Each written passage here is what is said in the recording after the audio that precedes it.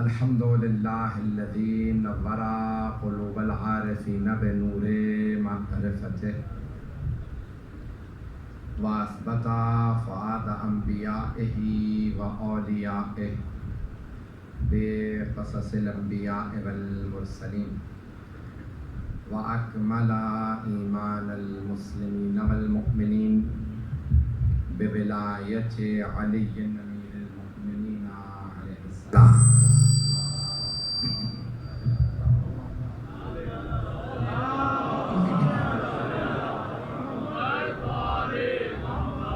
والصلاة والسلام والتحیۃ والاکرام علی افضل الموجودات العبد المؤید والرسول المسدد المصطفى الامجد المحمود الاحمد اعنی ابا القاسم محمد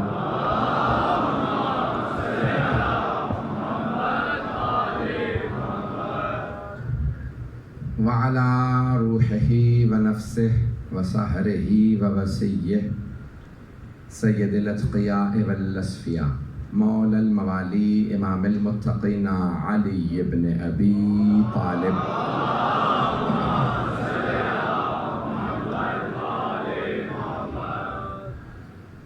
وعلى اوصیائه لا سیما بقیة اللہ فی الارضین روحی و ارواح العالمین لتراب مقدمہ الفدا واللعنۃ الدائمۃ علی اعدائہم اجمعین من اللعان الی قیام یوم الدین. اما بعد فقد قال اللہ الحکیم فی کتابہ الکریم بسم اللہ الرحمن الرحیم انا علینا للہدی و انا لنا للآخرۃ والاولی. صدق اللہ العلی العظیم. صلوات.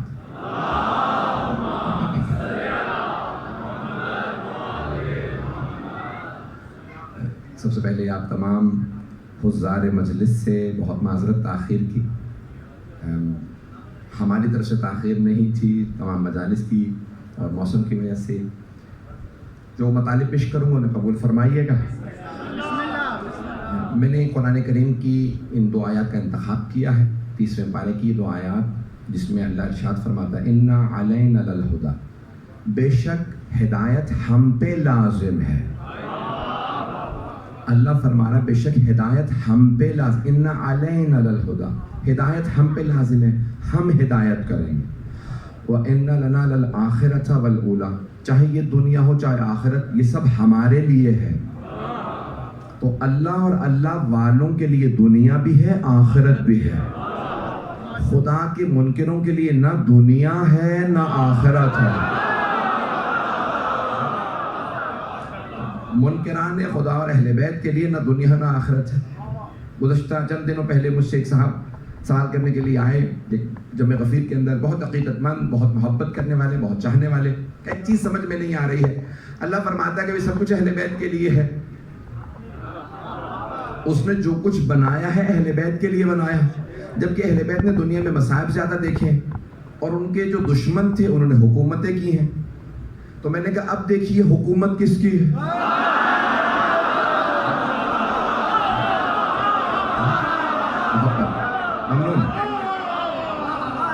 دیکھیں چند برس حکومت کا کچھ فائدہ نہیں اگر اس کے بعد ہمیشہ تقدیر میں لعنت ہی ہو.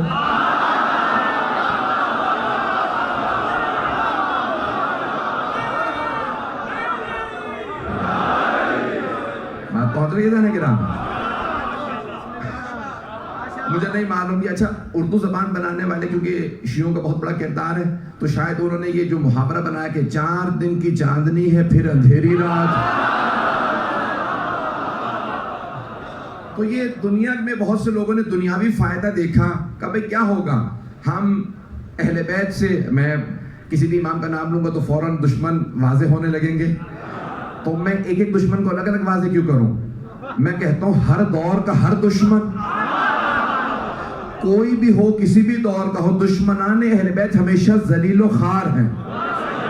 تو سورہ منافقون کی آیت ہے، سورہ منافقون کی. مجھے منافقین کو واضح نہیں کرنا ہے، مجھے عزت کو واضح کرنا ہے. تو اللہ فرماتا ہے کہ یہ جو منافق ہے نا وہ کہتے ہیں کہ ہم کبھی بھی رسول پہ ایمان نہیں لے کے آئیں گے اور کبھی بھی یہ جو رسول کے ساتھ ہیں ان کا ساتھ نہیں دیں گے اور ان کی عزت نہیں کریں گے. اللہ فرماتا ہے میرے حبیب وَلِلَّهِ الْعِزَّةُ وَلِرَسُولِهِ وَالْمُؤْمِنِينَ, عزت اللہ کی ہے, اس کے رسول کی اور مومنوں کی.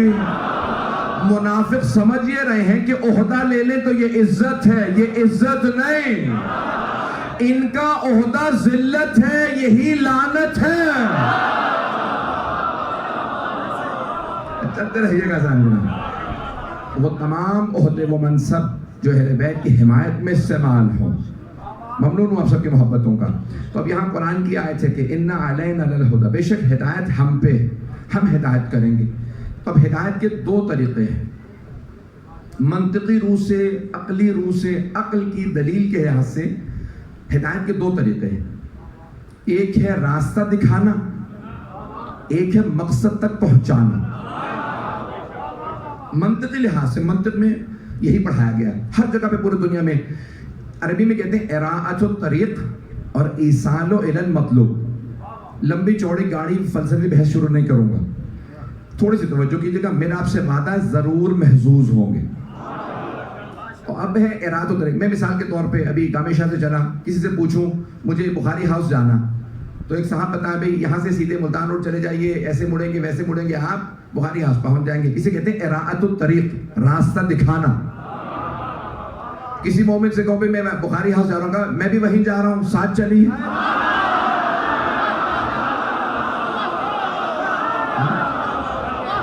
اسے کہتے ہیں ایصال الی المطلوب, مقصد تک پہنچانا. تو دو طریقے ہیں. اچھا, اللہ کے راستے میں ہدایت کی ضرورت نہیں. کیوں؟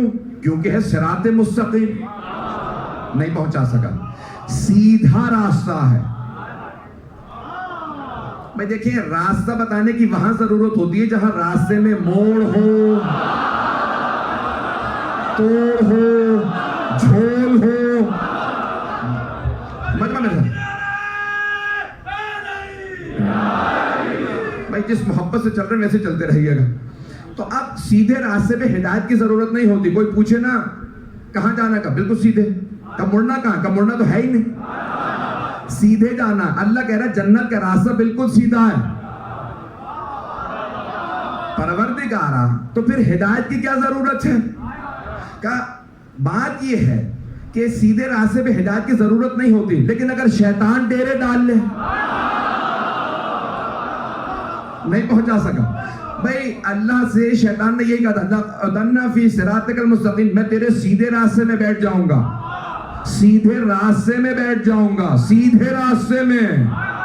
شیطان سیدھے راستے میں بیٹھا ہے, سیدھے راستے میں ہدایت کی ضرورت نہیں, وہ گمراہ کرتا ہے. اتر جاؤ. اور کچھ کہتے ہیں مجھ پہ شیطان سوار رہتا ہے.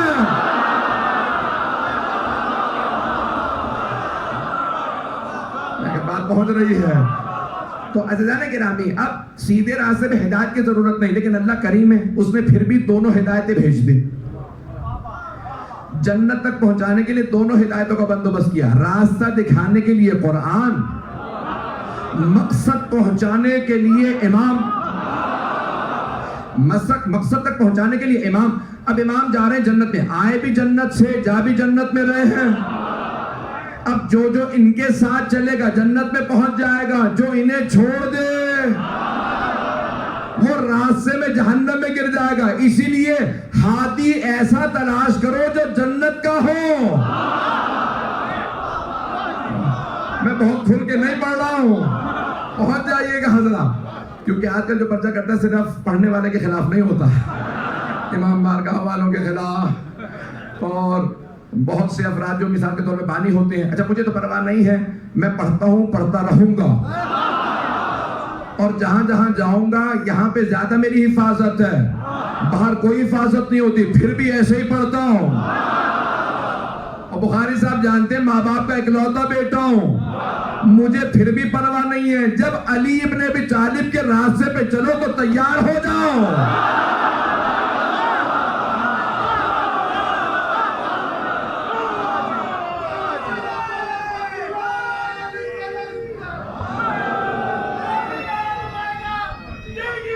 سلامت رہے مولا صاحب.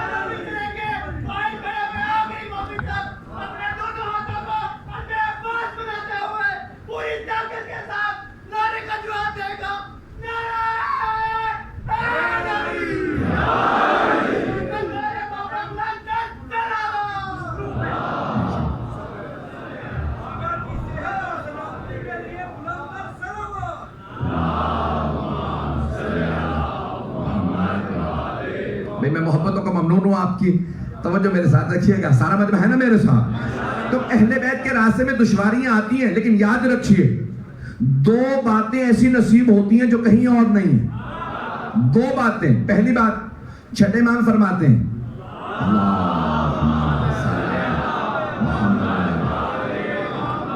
اس حدیث کا میں نے اثر بارہا دیکھا.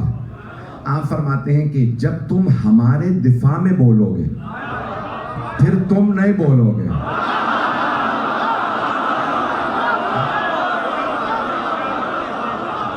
مولا فرماتے ہیں جب تم ہمارے دفاع میں بولو گے نا پھر تم نہیں بولو گے, تمہاری زبان سے ہم بولیں گے.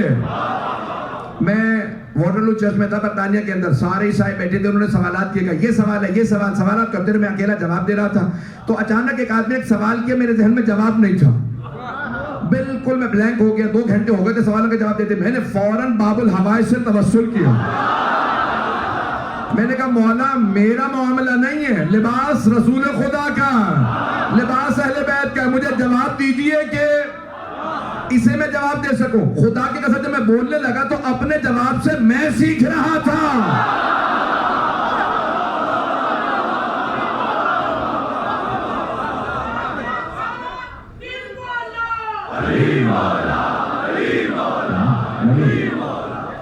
توجہ فرمائی تھا نا کہ نام. تو 2 چیزیں عطا ہوتی ہیں. ایک, جب آپ دفاع میں بولیں تو وہ آپ کو جواب عطا کرتے ہیں, لیکن نیت خالص ہونی چاہیے. نیت خالص و شرط ہے. امام نے فرمایا ہمارے لیے بولنا, ہمارے لیے بولنا, اپنے لیے نہیں. اہل بیت کے دفاع میں. دوسرا کام, مولا فرماتے ہیں کہ جب تم ہمارے دفاع میں چلو گے نا تو تم اپنے آپ کو تنہا پاؤ گے, لیکن ایک بات یاد رکھنا, ہم تمہیں تنہائی میں اتنا روب دے دیں گے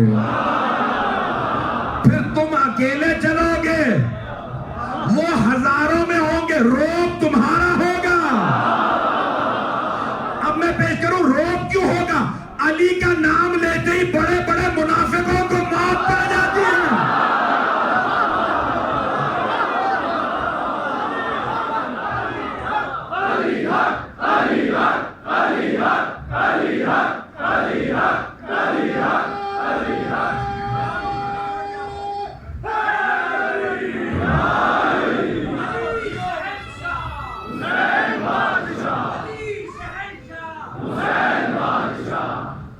توجہ ہے نا سے جانے گے نا.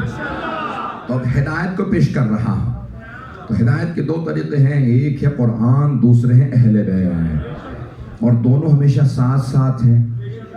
ایک کو اگر چھوڑ دو تو دوسرا بھی چلا جاتا ہے. میں نے کسی مقام پہ پیش کیا تھا, شاید کل وہاں پہ پیش کیا تھا کہ مجھے اب یاد بھی نہیں آ رہا, میں اتنی مجالس پڑھ رہا ہوں کہ مجھے یاد نہیں کون سی بات میں نے کہاں پیش کی ہے.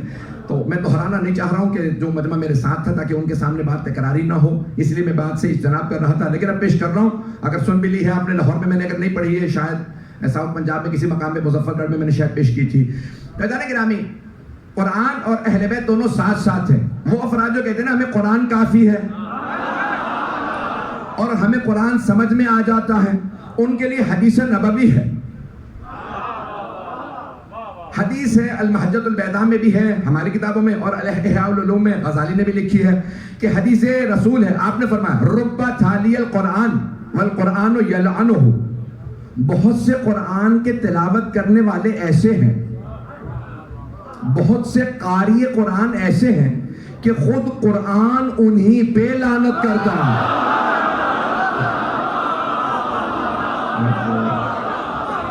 توجہ, میں جو افراد نہیں پہنچے ان سب کو پہنچانا چاہتا ہوں, سارے مجمع کی توجہ رہے گی میرے ساتھ. حبیب خدا فرمایا رب تالی القرآن, بہت سے قرآن کی تلاوت کرنے والے ہیں, قرآن کی تلاوت کر رہے ہیں, والقرآن یلعنہ, اور قرآن اس پہ لعنت کر رہا ہے. یا رسول اللہ, اتنے کم پڑھنے والے, اب یہ بیچارہ پڑھنے بیٹھ ہی گیا تھا تو قرآن لعنت ہی کرا چلا جا رہا، اور جتنا پڑھے گا اتنی لعنت، پڑھتا چلا جا رہا ہے اور قرآن بھی لعنت کر رہا ہے۔ پروردگارہ معاملہ کیا ہے؟ تیرا کلام ہے، تیرا حبیب فرما رہا کہ جو بہت سے ایسے قرآن کے پڑھنے والے کہ خود قرآن ان پہ لعنت کرتا ہے، یہ کون سے قاری ہیں جن پہ قرآن لعنت کر رہا؟ تو حبیب فرمائیں گے وہ جو علی کو چھوڑ کے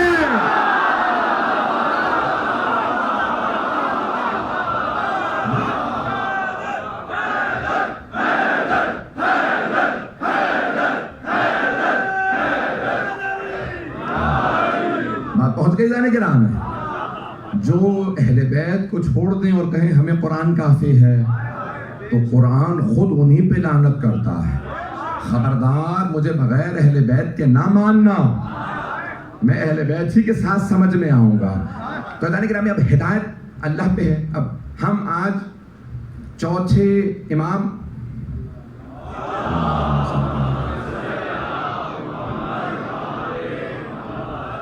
کی شب شہادت ہے تو مولا کی میں زندگی پیش کرنا چاہتا تھا۔ مولا کا کلام ہے صحیفہ سجادیہ۔ آپ نے بہت سے علماء سے متعلق مجالس سنی ہوں گی، 2 جملے میرے بھی سن لی تھی۔ انگریزی میں ترجمہ کیا ہے ولیم چٹک نے، اور خود مومنین نے ترجمہ کروایا، اس کو بہت بھاری رقم دی تھی۔ بہت بڑا ادیب ہے، آکسفورڈ یونیورسٹی کا پروفیسر تھا، اس نے کہا تم ادیب ہو، ادبی ترجمہ کر دو صحیفہ سجادیہ کا۔ وہ کتاب کے ترجمے کے دوران شیعہ ہو گیا۔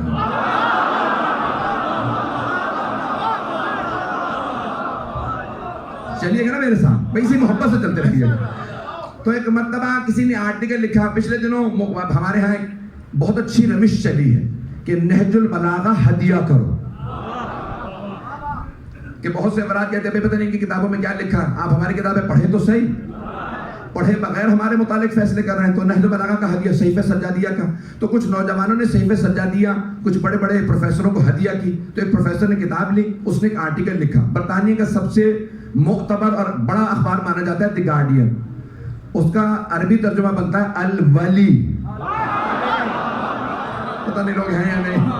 تو میں بہت سوچا کرتا تھا یہ اس کو انگریزی میں اتنی شہرت کیوں ہوئی، تو پھر سمجھ میں آیا ولی کے نام پہ ہے، ولی کے نام پہ ہے، انہیں سمجھ ہو نہ ہو، جب ولی کے نام پہ نام رکھو گے اثر ضرور ہوگا۔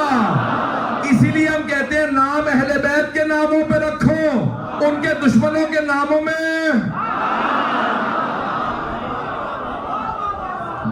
اثرات بہت برے ان کے دشمنوں کے ناموں میں۔ چلتے رہیے گا میرے ساتھ۔ تو کتاب تھی کیا صحیفہ سجادیہ، یہ موضوع جاری رکھوں۔ تو کتاب اس نے پڑھنا شروع کی، بہت بڑا صحافی تھا۔ پڑھنے کے بعد اس نے ایک آرٹیکل لکھا دی گارڈین کے اندر، کئی برس پہلے کا آرٹیکل۔ تو اس نے کتاب میں آرٹیکل اس نے لکھا، اس نے کہا مجھے پچھلے دنوں کسی مسلمان نے ایک کتاب دی سامز آف اسلام، صحیفہ سجادیہ کا انگریزی ترجمہ psalms of Islam. Psalms of David زبور حضرت داؤد کو کہا جاتا ہے، اور اس کا نام رکھا کیونکہ معصوم نے خود فرمایا زبور اہل بیت ہے، زبور آل محمد ہے، مولا کی دعائیں۔ تو اس نے کہا میں نے پچھلے دنوں کتاب پڑھی، کتاب پڑھنے کے بعد پتہ چلا مسلمانوں میں کچھ ایسے توحید بیان کرنے والے ہیں کہ عیسائی وہاں پہنچے ہی نہیں۔ لکھنے والا عیسائی ہے، وہ کہتے ہیں عیسائی وہاں پہنچے ہی نہیں ہیں۔ کہا لیکن میرا تعجب اور بڑھ گیا جب یہ پتا چلا کہ انہوں نے یہ دعائیں سکون میں بیٹھ کے نہیں لکھے ہیں، قید سلاسل میں بازاروں میں دعائیں مانگی ہیں، کہ جس کی بے سکونی کی دعائیں ایسی ہوں، اگر انہیں سکون ملتا تو وہ کیا کرتے ہیں۔ یقین مانیے وہ کہتا ہے کہ بڑے بڑے لوگوں کو پی ایچ ڈی کے لیے کہو نا تمہیں 5 سال دے رہے ہیں، پی ایچ ڈی ملے گی، اس دوران اسپانسرشپ ملے گا، اسکالرشپ ملے گا، سب کچھ ملے گا، بس ایک ایسی دعا بنا دو جیسی مولا سجاد نے فرمائی۔ 5 سال میں کوئی سوچ کے نہیں لکھ سکتا۔ اب سمجھ میں آیا ہم آل محمد کو کیوں مانتے ہیں، ساری دنیا ان کی غلامی کا اقرار کرتی ہے۔ اب میں پیش کرنا چاہ رہا ہوں صحیفہ سجادیہ میں کیا ہے، اگر سننا چاہیں گے حضرات۔ فائزان گرامی، مولا سجاد علیہ السلام نے 1400 برس پہلے یہ دعائیں مانگی۔ اب سے 50 برس پہلے سائنس ایک مرتبہ سمندروں کی گہرائیاں ماپنے کے لیے اتری، ابھی تک تہ تک نہیں پہنچ سکی، تمام سمندروں کی تہ تک لوگ نہیں پہنچے ابھی تک، کیونکہ بعض اتنی تیز ہیں لہریں کہ انسان کی بالکل ساری بوڈیاں الگ الگ کر دیتی ہیں، اتنی لہریں تیز ہیں. سنیے کا مولا سجاد کا مقام پیش کر رہا ہوں.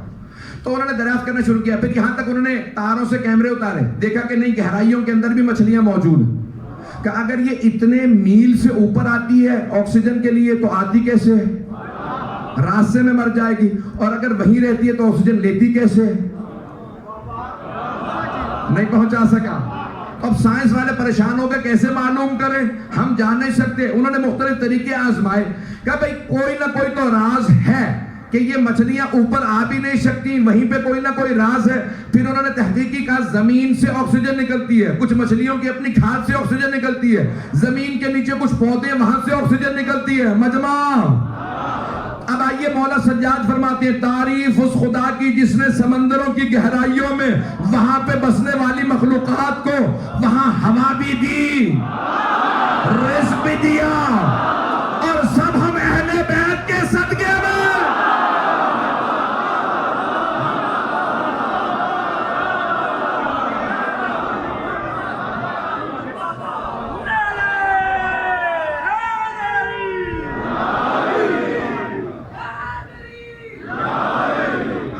توجہ فرمانے سے جانے کے نام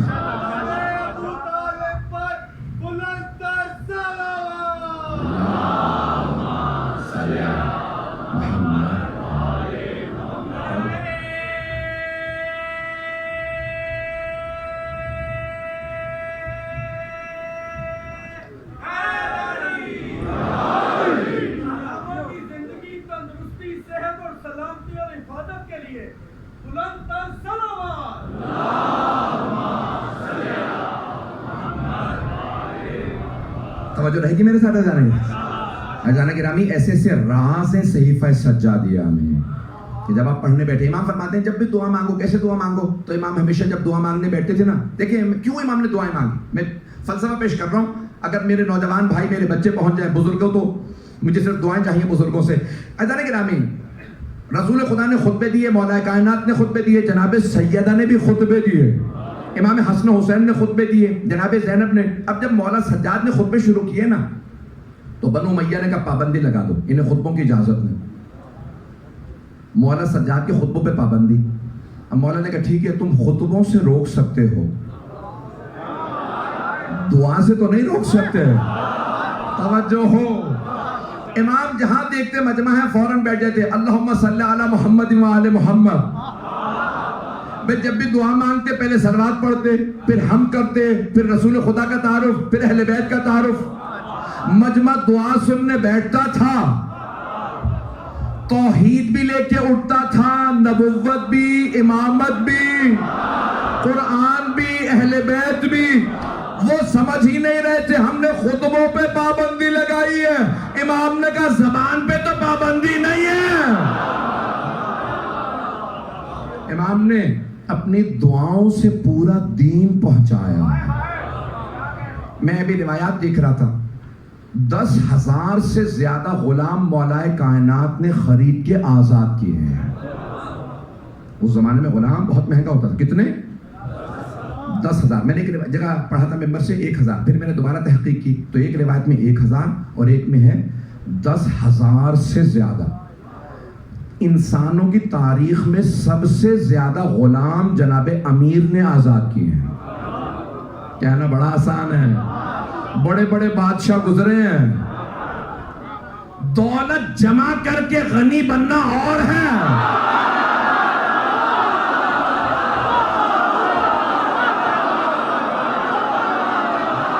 ممنون.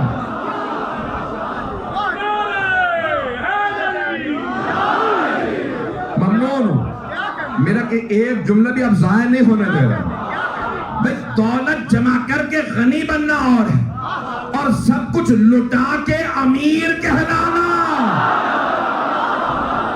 ممنون. یہ حضرت امیر المؤمنین کا شیوا ہے.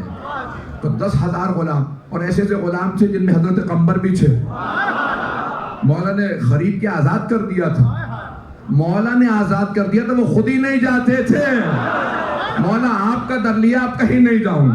تو مولا کے بہت سے غلام تھے تب، اور مولا امیر کے بعد، کہ میں یقین مانے موضوع جتنا چاہوں نا پھیلا سکتا ہوں، پوری رات بول سکتا ہوں، آج ہی رات ہمیں اسلام آباد بھی جانا ہے، اس لیے سمیٹ کے گفتگو کر رہا ہوں۔ مولا امیر کے بعد سب سے زیادہ غلام جو آزاد کیے ہیں مولا سید سجاد نے۔ کثرت سے غلام خریدتے، گھر میں ان کی تربیت کرتے، تربیت کرنے کے بعد کہتے جاؤ آزاد ہو، نہیں پہنچا سکا، تربیت کر کے کہتے آزاد ہو۔ اب امام کے آزاد کردہ غلام معاشرے میں رہتے، جس محلے میں چاہتے محلے والے کہتے ذرا سب جمع ہو جاؤ، جب سے یہ آدمی آیا ہمارا محلہ بدل گیا، پوچھو تو صحیح ہے کون؟ سب آئے، بھئی آپ کون ہیں؟ ہمارا پورا محلہ بدل گیا۔ کہ میں سجاد کا غلام ہوں۔ جس کے غلام ایسے ہوں، سوچے مولا کیسے ہوں گے۔ اب بات پہنچی ہے عزیزان کرام میں۔ مولا سجاد علیہ السلام نے کثرت سے غلام خرید اور غلاموں کی تربیت کرتے آزاد۔ اب آئیے ذرا میں ایک صرف اور صرف مثال دینا چاہتا ہوں نوجوانوں کے لیے، کہیں تو میں 10 مثالیں دوں، لیکن ایک مثال سن لیجیے، جہاں تک آپ چلیں گے میں چلوں گا۔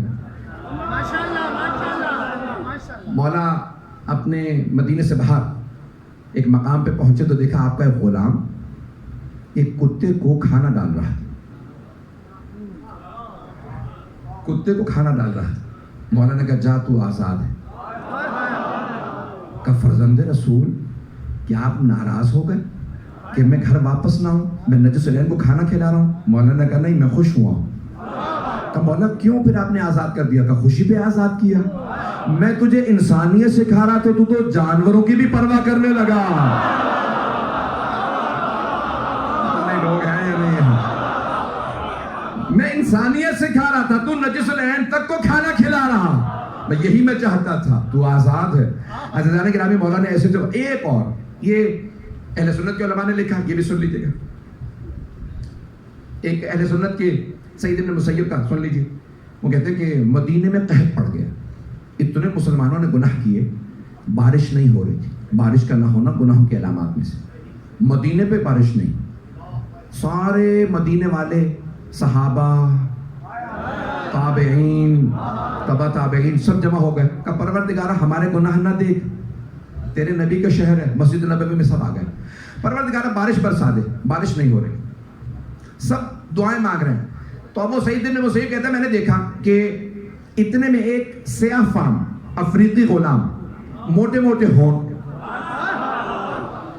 مجمع میں آیا، بڑی خاموشی سے، کسی کو پتہ نہ چلے کہ میں آیا ہوں، خاموشی سے بیٹھا، ریاکاری نہیں کی، دکھاوا نہیں کیا، ہاتھوں کو اٹھایا کہ پروردگارہ تجھے میرے مولا کا واسطہ۔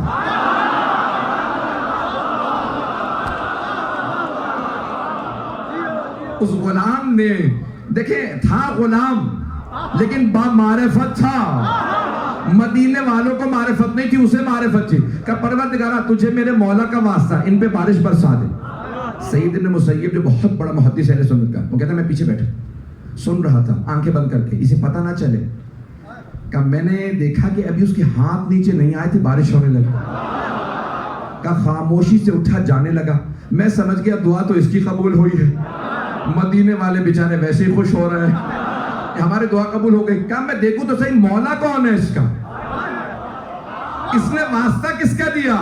کہ ایک مرتبہ وہ اٹھا محلہ بنی ہاشم میں گیا، اہل بیت کی گلی میں گیا، کہ میں نے دیکھا وہ سید سجاد کے گھر چلا گیا، کہ اس دن تو میں نہیں گیا کیونکہ بارش تھی، کہ میں بھی پانی جمع کر لوں، کہ چند دن بعد میں گیا، اے سید سجاد اگر کچھ مانگوں تو عطا کیجئے گا؟ مولا نے کہا جو مانگو کہ عطا کروں گا، میں علی کا پوتا ہوں۔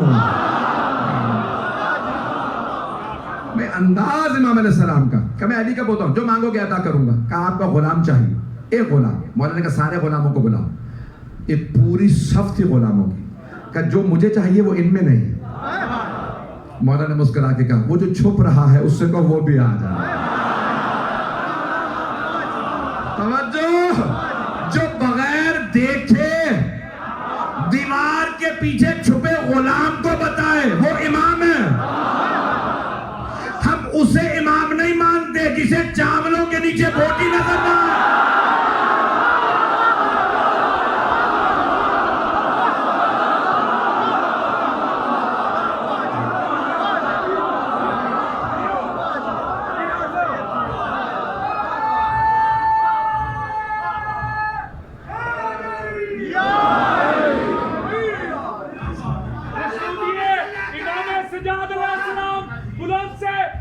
کا صلوات.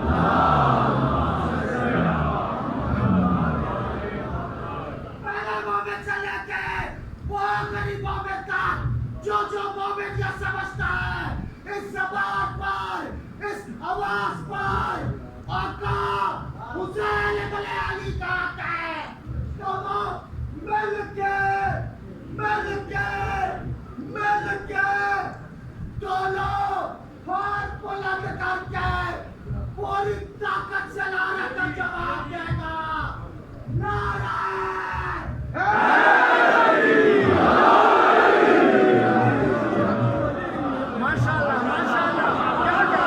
توجہ فرمائیے بھائی، نام نہ کہلائیے گا، ویسے ہی پہنچ جائیے گا. عزیزان کرام ایک اور جملہ کہہ دوں، ہم ایسوں کو امام نہیں مانتے جنہیں گھر کا پتہ نہیں ہوتا. ہم ایسے کو امام مانتے جو پہاڑ کے پیچھے دیکھ کے بتاتا جندب اتنے ہزار کا لشکر ہے، اتنے میرے ہاتھوں مارے جائیں گے، اتنے بھاگ جائیں گے.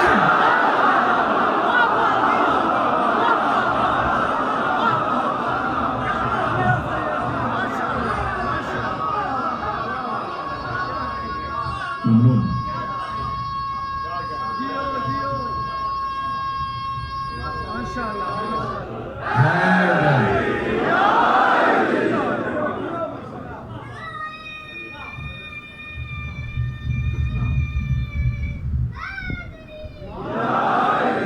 دیکھیں مومنین اکرام، ایک گاڑی 41 نمبر جو ہے غلط پارک ہے. ہمارے جو ہمسائے ہیں ان کو زحمت نہ دیجیے، مہربانی کر کے وہ 41 نمبر یا کوئی بھی ایسی گاڑی جو کسی کے گیٹ کے آگے کھڑی ہے اس کو فوراً ریموو فرما دیں.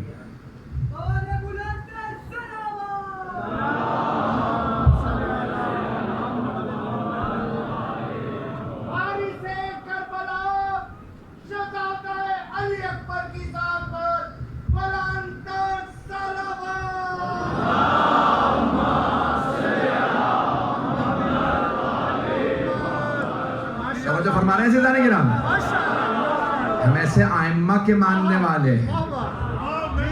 اب کیونکہ چوتھے امام کی مجلس ایک مولا سجاد کا بھی جملہ سن لیجئے. مولا سجاد حج سے واپس آ رہے تھے، ایک شیعہ تھا. تو اب آپ کو پتہ ہے نا، ہر شیعہ کا بھی ایک جیسا عقیدہ نہیں ہے آج کل. میں اس میں ایک ہی جملے میں بہت کچھ کہہ گیا ہوں، پتہ نہیں لوگ ہیں یا نہیں. تو عزیزان ایک بیچارہ ضعیف العقیدہ تھا آدمی تھا. تو اس نے کہا کہ مولا علیہ السلام کہیں اس کے گھر رکے، عاشق تھا، مولا کا چاہنے والا تھا. تو ایک مرتبہ اس نے کہا مولا میں نے تحفے تحائف کا اہتمام کیا. مولا نے کہا ٹھیک ہے خادم کو دے دو. کہا مولا آپ تشریف لاتے رہا کیجئے، میں آپ کے لیے اسی طرح سے تحفے جمع کرتا رہوں گا. مولا کہا تم کیا سمجھتے ہو تم ہمیں دیتے ہو؟ بات پہنچ رہی ہے. امام نے کہا کیا تم سمجھتے ہو تم ہمیں دیتے ہو؟ اس نے دیکھا مولا کی آنکھوں میں جلال. تو ایک مرتبہ کہنے لگا کہ مولا آپ کو شاید برا لگا. مولا نے کہا اپنا ذرا دامن پھیلا. توجہ، عرب لمبا کرتا پہنتے ہیں. مولا نے کہا دامن پھیلا. اس نے کرتا پھیلایا. مولا نے اس کے گھر سے خاک اٹھائی دامن میں ڈالی. کہا دیکھ کیا ہے. اب وہ مولا کو دیکھ رہا تھا. کہا وہی خاک جو آپ نے ڈالی. مولا نے کہا دیکھ کے بتا. اس نے دامن میں دیکھا جواہرات تھے. کہ مولا ڈالی آپ نے خاک بن گئے جواہرات. مولا نے کہا تو ابھی بھی نہیں سمجھا. ہم اشارہ کریں تو پتھر سونا بن جائے. حضرت گرامی یہ ذوات مقدسہ کچھ اور ہیں. بات پہنچ رہی ہے نا میری. حضرت گرامی اب یہ ہستیاں ہیں کہ جن کا مقام، جن کی طرف سے ہدایت ہمارے لیے سب کچھ ہے. تو امام کے غلام کثرت سے مانگنے والے. اس نے ایک مرتبہ سیدنا مسیب نے کہا مولا مجھے وہی غلام جو ابھی آپ نے بلایا نا یہی غلام چاہیے. واقع ذہنوں میں ہے میں کیا پیش کر رہا تھا کہ مولا یہی غلام چاہیے. مولا نے کہا یہ غلام تمہارا ہوا. تو اب وہ کہتا ہے کہ ایک مرتبہ اس غلام نے ہاتھوں کو اٹھایا. کہا پروردگارا تو جانتا ہے میں نے تجھ سے وعدہ کیا تھا جب تک زندہ رہوں گا سید سجاد کے در پہ رہوں گا. یا تو میرا وعدہ پورا کر دے یا پھر مجھے موت دے دے. بھائیوں کا راوی کہتے ہیں اسی مقام پہ وہ غلام گرا وہیں دم نکل گیا. کہ مجھے افسوس ہی رہا میں اس سے اپنے حق میں دعا کروا لیتا. سعید ابن مسیب کہتا ہے، اتنا بڑا راوی کہتا ہے مجھے حسرت رہی، صحیح بخاری میں بھی ہر جگہ پہ روایات ہیں ان کی سعید ابن مسیب کی، کہتے ہیں مجھے حسرت ہی رہی کہ اس غلام سے ایک مرتبہ اپنے حق میں محدث کہتا ہے امام کے غلام سے اپنے حق میں ایک دعا کروا لیتا، میں وہاں ہوتا تو کہتا کہ غلام چھوڑ کے ذرا مولا ہی کی خدمت کر لیتے ہیں۔ وہ غلام مولا کی خدمت سے ایسا بنا تھا کہ وہ مستجاب الدعوات تھا، جس کی ہر دعا قبول ہوتی تھی، اسے کہتے ہیں مستجاب الدعوات۔ جن کے غلام ایسے ہوں، سوچئے امام کیسے ہوں۔ بہت کچھ ہے بیان کرنے کے لیے، لیکن آئیے ذرا ایک آخری پہلو پیش کرنا چاہتا ہوں۔ عزیزان گرامی، پوری دنیا کے اندر ہر حکمران کے ملک کے حالات خراب ہیں، خزانے خالی ہیں، ملک میں خانہ جنگی ہے، میں کچھ نہیں کر سکتا۔ اور اگر کسی نے عصر عاشور میں امامت سنبھالی ہو، خزانے خالی ہیں؟ نہیں، بابا کا لاشا تپتی دھوپ میں پڑا ہے۔ مولا خانہ جنگی ہے کہ نہیں، خود ہاتھوں پاؤں میں زنجیریں ہیں، گلے میں طوق ہے، قید سلاسل ہے، پھپھیاں اور عام بیبیاں نہیں۔ آج تفصیل سے مسائل پڑھنا چاہ رہا ہوں، سارا دن کی مجالس ہو گئی، کل کی بھی مجالس ہو گئی۔ آئیں ذرا مولا سجاد کے مصائب دیکھتے ہیں۔ ایک جملہ پیش کروں گا اس سے پہلے کہ آگے بڑھوں۔ معصوم میں کوئی کمی نہیں ہوتی، اس لیے یہ نہیں کہہ سکتے یہ ان کی کمزوری تھی، نہیں، بلکہ کہیں گے یہ ان کا خاصہ تھا۔ کیا خاصہ تھا؟ مولا حسین کو پیاس زیادہ لگتی تھی۔ پہنچا پایا ہوں میں جملہ؟ مولا حسین کو پیاس زیادہ لگتی تھی۔ کتنی پیاس لگتی تھی؟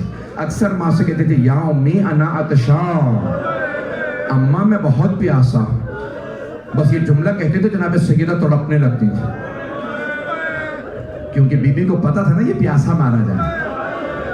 جیسے ہی مولا حسین کہتے یا امی انا عطشان، اماں میں بہت پیاسا ہوں، بی بی فوراً پانی دیتی۔ پھر مولا ایک اور جملہ کہتے یا امی انا غریب، اماں میں بڑا غریب ہوں، بی بی رونے لگتی۔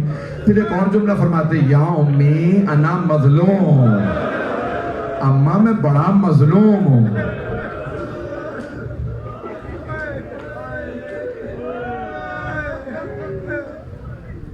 تو مولا حسین کا خاصہ تھا انہیں پیاس زیادہ لگتی تھی۔ جناب زینب کا جانتے ہیں کیا خاصہ تھا؟ بی بی کو حیا زیادہ آتی تھی۔ جناب زینب گھر میں بھی چادر لیتی تھی، یہ بی بی کا خاصہ تھا۔ اجرکم اللہ، اجرکم اللہ، کوئی رونے میں بخل نہ کرے۔ اور جانتے ہیں چوتھے امام کا کیا خاصہ تھا؟ مولا سجاد کو غیرت بہت آتی تھی۔ مولا سجاد کو غیرت بہت آتی تھی۔ جب ایک چھوٹی سی بچی کی بھی چادر اتر گئی، مولا تڑپنے لگے، بچی کو پہلے چادر دے دو۔ اجرکم اللہ، اجرکم اللہ۔ آئیں ذرا دو پہلو پیش کرنا چاہتا ہوں۔ تو مولا بہت غیور ہے۔ شب عاشور مولا کے کانوں میں آواز آئی کہ لشکر یزید کے لوگ قریب آ گئے۔ مولا نے زرہ پہنی، تلوار لگا کہ بابا اجازت ہے، میں لشکر یزید کے لوگوں کو پیچھے دھکیلنا چاہتا ہوں۔ کہ نہیں بیٹا، آپ امامت کے وارث ہیں، آپ پہ جہاد ساقط ہے۔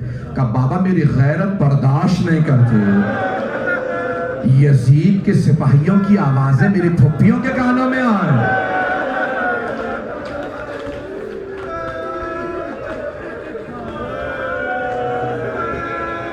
مولا حسین نے فرمایا سجاد آپ کا امتحان اس سے بھی زیادہ بڑا ہے، میں ہاتھ باندھ کے کہوں گا مولا آپ نے شرابی کے دربار میں جانا ہے۔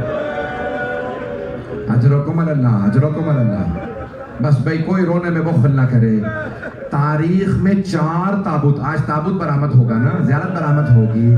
زیارت کے لیے جب آپ آئیں نا تو تاریخ میں 4 تابوت بڑے مظلومیت کے تابوت ہیں. پہلا جناب سیدہ کا تابوت ہے, مدینے میں رات کی تاریکی میں اٹھا, جنازے میں صرف 14 افراد تھے. اجرکم اللہ. دوسرا تابوت جاننا چاہتے ہیں؟ آنکھیں بند کر کے ذرا چلیے گا, شام کا زندان ہے, کسی چھوٹی سی بی بی کا تابوت ہے. ایک بھائی نے ہاتھوں پہ تابوت اٹھایا, رو کے فرمایا 72 کے لاشیں اٹھانے والے بابا اپنی بیٹی کا جنازہ لے لیجئے.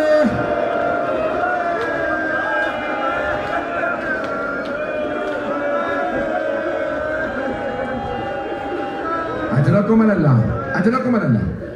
2 تابوت اور ہیں, تیسرا تابوت آخر میں بیان کروں گا, چوتھا تابوت سنیں گے. میری طرف دیکھیے گا, پل بغداد ہے, 4 مزدور نعرے لگا رہے ہیں, ماتا امام الرفضہ, رافضیوں کا امام مر گیا. دھوپ میں لاشا پڑا ہے, مومنین رو رہے ہیں. اگر دیکھ سکے تو دیکھیے گا, نہیں تو آنکھیں بند کر لیجئے. ابھی پل بغداد سے مومنین نے تابوت اٹھایا ہی تھا کہ جب آئے نا کازمین میں تو سب پریشان تھے, قبر میں کون اتارے گا, امام کو صرف امام دفنا سکتا ہے. اتنے میں دیکھا مدینے کی جانب سے ایک جوان آ رہا ہے, وہ روتا ہوا آیا, اپنے آپ کو تابوت پہ گرایا, سینے سے سینہ ملایا, کہا بابا میری بہنیں انتظار میں جی.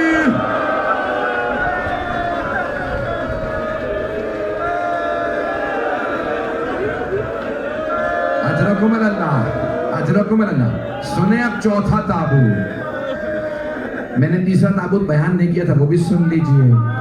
مدینہ شہر ہے, بیٹے کا نام ہے محمد باقر. دنیا میں 2 ایسے تابوت ہیں جس پہ زنجیریں لٹکی ہوتی ہیں. ایک 7ویں امام کا تابوت, دوسرا 4تھے امام کا. جب شیعوں نے سوال کیا تھا نا مزدوروں سے, کیا بات ہے تم نے 4تھے امام کی زنجیروں کو کیوں نہیں کاٹا, یہ تابوت سے باہر زنجیریں کیوں ہیں؟ تو ایک مزدور نے کہا تمہارے امام کی زنجیریں گوشت کھا کے ہڈیوں میں چلے گئے, اس لیے زنجیریں کاٹی نہیں جا سکتی تھی. ہائے امام موسیٰ کاظم. لیکن ذرا چلیے مدینے. ابھی نہیں, ابھی تابوت برآمد نہیں ہوگا. مجھے بتایا مومنات بھی آئی ہیں, میری بہنیں بھی ہیں, میری بیٹیاں بھی ہیں. بھئی مجھے مردوں کا تو پتہ نہیں, لیکن بیویوں میں 2 بیویاں ضرور آئی ہیں. شام سے ایک پھپھی, ایک چھوٹی بہن. ہائے سجا.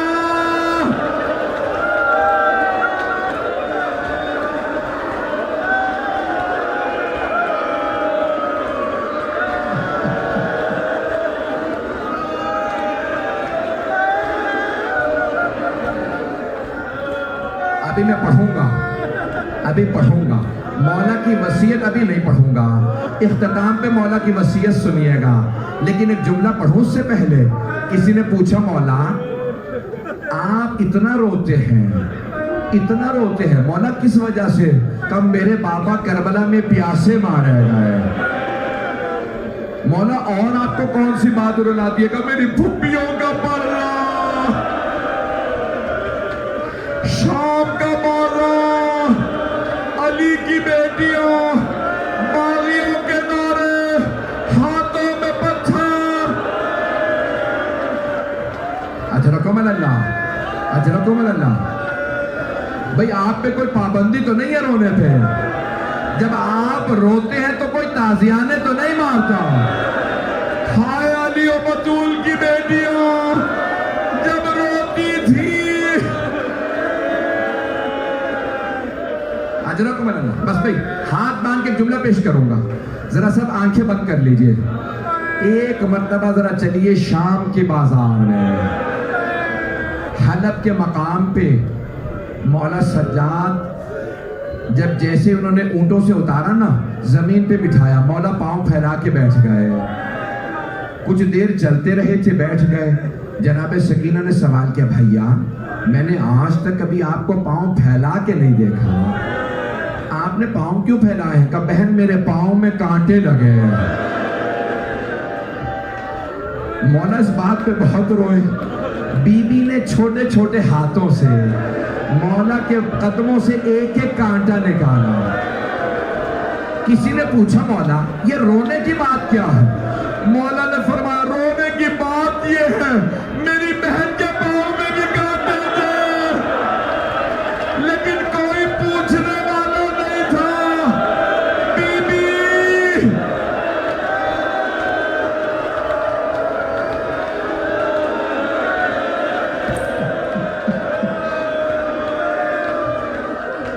اجرکم اللہ, اجرکم اللہ. آج میں پڑھنا چاہ رہا ہوں, تفصیل سے پڑھنا چاہ رہا ہوں. میں جانتا ہوں بہت وقت ہو گیا, آپ بہت دیر سے بیٹھے ہیں, بہت دیر سے بیٹھے, کئی گھنٹوں سے بیٹھے ہیں, لیکن آپ اٹھ کے اپنے گھروں میں چلے جائیں گے, اپنے نرم بستر پہ چلے جائیں گے, لیکن ہائے چھوٹی بی بی زندان سے رہائی نہیں ملی. اجرکم اللہ, اجرکم اللہ. بس بھئی مولا سجاد چھوٹی چھوٹی باتوں پہ روتے تھے, چھوٹی چھوٹی باتوں پہ. کسی نے پانی رکھا, مولا نے پانی دیکھا, کہا ہائے حسین, گریہ شروع کر دیا. ایک آدمی آیا, کہا مولا میرے بھائی کی شادی ہے. مولا نے کہا اللہ علی اکبر, میری ماں کی بھی بڑی حسرت تھی علی اکبر کی شادی ہوتی. ایک آدمی آیا, کہا مولا میرے گھر میں بچے کی ولادت ہوئی ہے. مولا رو کے کہنے لگے واہ علی اصغر, ہائے علی اصغر. بس بھئی ایک روایت اور تمام مولا کی وصیت, اگر کہیں تو یہی چھوڑ دوں, برداشت کریں گے ایک روایت. مولا سجاد علیہ السلام بہت گریہ کرتے تھے, دن رات گریہ کرتے تھے. جب مولا ایک مرتبہ مدینے کے بازار سے گزر رہے تھے, ایک قصائی نے اپنے پشتوں پہ کپڑا نہیں ڈالا. مولا نے جیسے خام گوشت دیکھا نا, مولا نے ایک مرتبہ چیخ بلند کی, ہائے میرے بابا کربلا میں مارے گئے. لوگوں نے قصائی سے کہا تو جانتا بھی ہے سجاد نہیں دیکھ پاتے, تو نے جانور پہ کپڑا کیوں نہیں ڈالا؟ کہ میں بھول گیا تھا, مولا کے آنے کا وقت ہو گیا. مولا نے روتے روتے سوال کیا, کہ میرے 3 سوال ہیں. کہ فرمائیے فرزند رسول. کہ تو نے جانور کو ذبح کرنے سے پہلے پانی پلا دیا تھا؟ کہ ہاں مولا پانی پلا کے ذبح کرتے ہیں.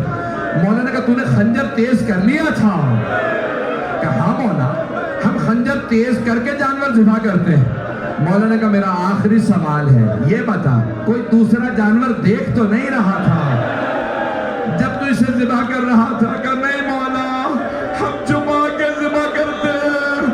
مولا سجاد نے کربلا کا رخ کیا, کہا بابا وہ کربلا میں آنے والے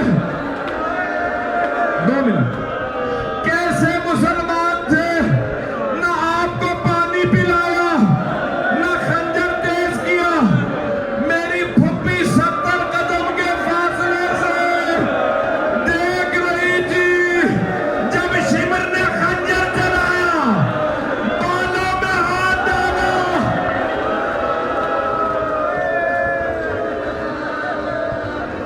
بس میں تابوت برآمد ہو رہا ہے, ایک جملے پہ میں ختم کر رہا ہوں. مولا سجاد نے کہا بیٹا محمد باقر, بیٹا مجھے خود غسل دیجئے گا, مجھے خود کفن دیجئے گا, میرا جنازہ آپ خود پڑھائیے گا, اور مجھے میرے چچا حسن مجتبیٰ کے پہلو میں جنت البقیع میں دفنا دیجئے گا.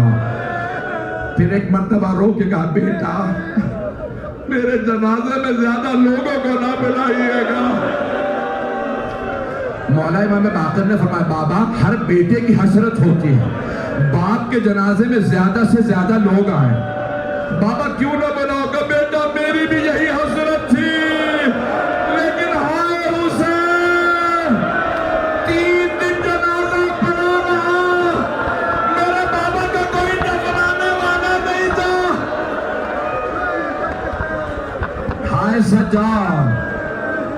نعرہ سجاد سجاد